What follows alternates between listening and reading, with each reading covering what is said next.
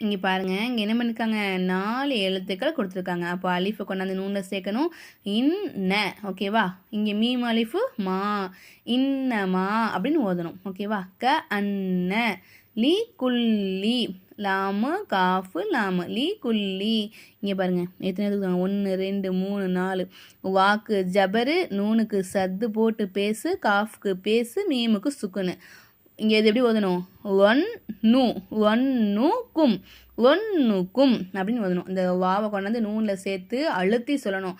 ஒன்னுக்கும், அதாவது 2 விஷயம் இருக்குது, 2 எழுத்துக்கள் இருக்குது. ஓகேவா? ஒன்று நூனு, நூனுக்கு சத்து போயிட்டிருந்தாலும் மீமுக்கு சத்து போயிட்டிருந்தாலும், இந்த மாதிரி சத்துனா இதுதான் சத்து, ஆல்ரெடி படிச்சிட்டோம். ஓகேவா?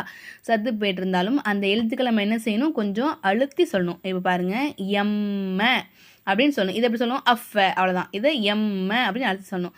ஒன்னுக்கும் அப்படின்னு ஒரு செகண்ட் அழுத்தி சொல்லணும்.